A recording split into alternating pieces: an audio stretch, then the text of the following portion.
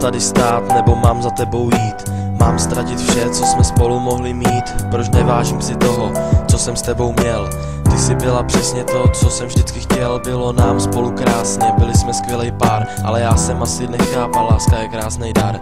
Jako samozřejmou věc, potom jsem to bral a s tím, co ještě vydržíš, hloupě jsem si hrál.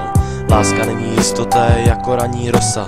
Je to jako když tě píchne hodně rychlá vosa, jak letící pták, jako odkopnutý míč. Stejně jak rychle objeví se, rychle je pryč.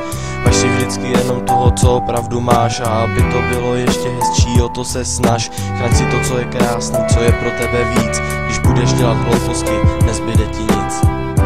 Jsem sám, v srdci tě mám a budu chtít jen s tebou být. Jsem sám, v srdci tě mám a budu chtít jen s tebou být.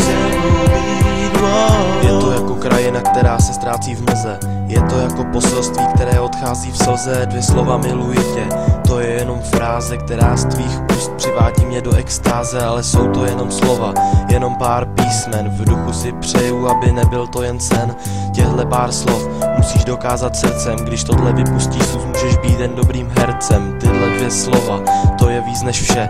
Občas je to mezi mozkem a srdcem pře, ale poslouchej jen srdce, to ukáže ti cestu.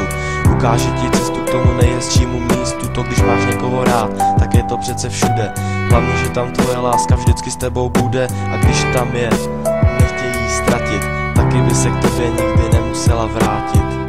Jsem sám, v srdci tě mám a budu chtít jen s tebou být. Jsem sám, v srdci tě mám